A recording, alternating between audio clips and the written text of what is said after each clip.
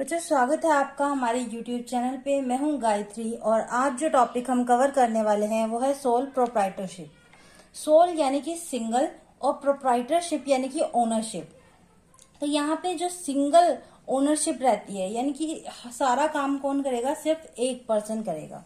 तो यहाँ पे business owned and run by one person with no legal distinction between the owner and the business itself. यानी कि business में और उस पर्सन में कोई अंतर नहीं रहेगा और उसकी जो लीगल लाइबिलिटीज है, ठीक है, वो भी सेम रहेंगी। This structure is simple and cost effective to set up. ये बहुत ही सिंपल और कॉस्ट इफेक्टिव है, यानी इसमें ज्यादा कॉस्ट नहीं आती अगर हम बिजनेस स्टार्ट करना चाहें। But it makes the owner personally liable for all business डेब्ट।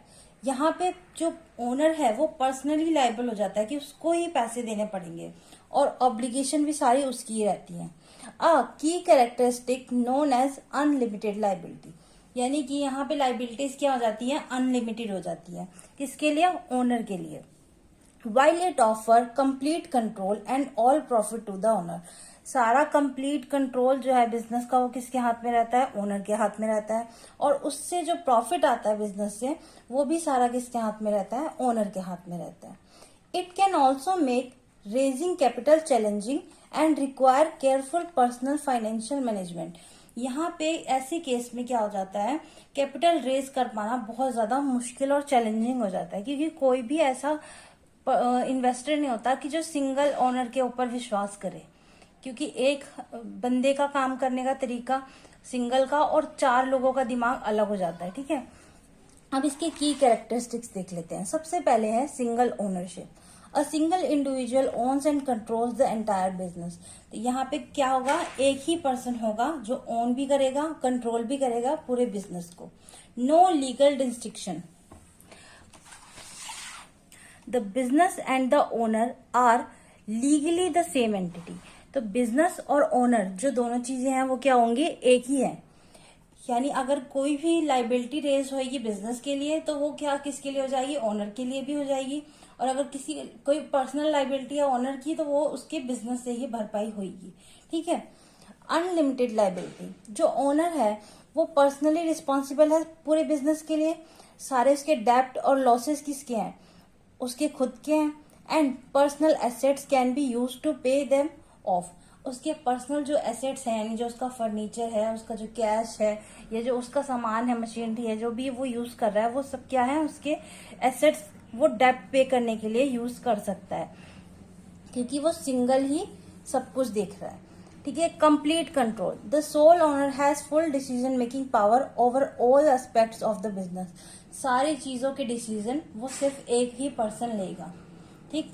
नेक्स्ट है ऑल प्रॉफिट। अब सब कुछ वही मैनेज कर रहा है, सब कुछ वही देख रहा है, तो प्रॉफिट कौन लेके जाएगा ऐसे केस में, तो प्रॉफिट भी ओनर ही लेके जाएगा। The owner keeps all profit generated by the business. सारा जो प्रॉफिट है वो ओनर का हो जाएगा। अब इसके प्रोज देख लेते हैं, यानी advantages of sole proprietorship. Ease of formation, easily बनाया जा सकता है ऐसा business. It is easiest and most straightforward business structure to set up. इसको सेटअप करने के लिए कुछ ज्यादा जद्दोजहद की जरूरत नहीं होती और इजीली फॉर्म किया जा सकता है। Minimal cost, it is the least expensive business ownership form to establish.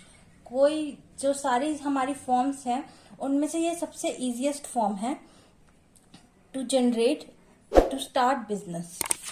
और कॉस्ट भी क्या रहती है, बहुत कम, मिनिमल रहती है। नेक्स्ट है हमारे पास फुल कंट्रोल। और सारा कंट्रोल किसके पास रहता है, ओनर के पास रहता है। The owner has complete control and decision making power over operation.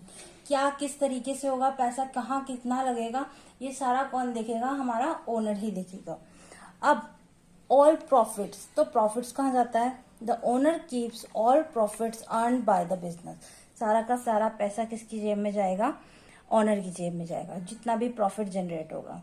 Simplicity, there are minimal regulatory and compliance requirements compare to other structure. अगर हम बाकी स्ट्रक्चर की बात करें तो उसमें क्या होते हैं, एक से ज्यादा लोग रहते हैं, ठीक है। तो ऐसे में क्या हो जाता है, थोड़ा कॉम्प्लेक्सिटी हो जाती है।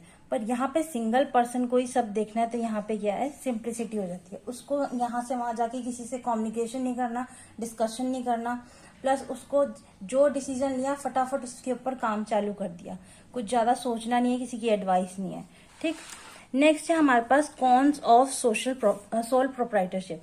तो यहाँ पे इसके डिसएडवांटेजेस क्या रहते हैं? सबसे पहले है अनलिमिटेड लाइबिलिटी। ये सबसे बड़ा डिसएडवांटेज है कि अगर कोई बात आ गई बिजनेस के ऊपर तो वो सारी बात किसके ऊपर आएगी? ओनर के ऊपर आएगी, क्योंकि सब कुछ कौन देख रहा है? ओनर देख रहा है। तो यहाँ पे बिजनेस और जो ओनर है वो उसकी लाइबिलिटीज अलग नहीं होती, सेम ही होती हैं। This is the most significant drawback as it expose the owner's personal assets to business डेप्ट एंड लॉसूट। तो यहाँ पे सारे डेप्ट जो है वो अपने पर्सनल एसेट से बेच के भरे, चाहे जैसे मर्जी भरे, तो वो उसको भरना पड़ता है। ठीक है। Difficulty in raising capital. अगर आपको कहा जाए कि एक तरफ 4 लोगों की आपको कंपनी मिल रही है, एक तरफ 1 पर्सन की कंपनी मिल रही है, काम करना है सेम, तो आप किसकी तरफ जाएंगे? 4 लोगों की तरफ, क्योंकि वहां पे काम बट जाएगा और आपके हिस्से में थोड़ा काम पड़ेगा। पर वहीं वो काम अगर एक ही पर्सन करेगा 5 लोगों का, तो क्या हो जाएगा? उसके ऊपर लोड आ जाएगा। अब लोड के अंदर वो कैसा काम, उसकी परफॉर्मेंस रहेगी, उसकी कोई गारंटी नहीं ले सकता। तो यहाँ पे ऐसे में फंड रेज करने में, कैपिटल रेज करने में बहुत ज्यादा डिफिकल्टी आ जाती है, क्योंकि इन्वेस्टर्स जो हैं वो ये सोच के देते हैं पैसे कि हमारे को रिटर्न कितना आएगा। ठीक है, ऐसे में रिटर्न की बहुत कम गुंजाइश रहती है, इसलिए क्या करते हैं, ज्यादातर ऐसे बिजनेस में इन्वेस्ट करना चाहते हैं जहां पे ज्यादा से ज्यादा लोग हों, ज्यादा मैनेजमेंट अच्छी हो। Investor may be hesitant as they are essentially investing in the individual rather than a separate legal entity. वो किसी एक पर्सन में इन्वेस्ट कर रहे हैं अगर वो सोल प्रोप्राइटरशिप में कर रहे हैं तो।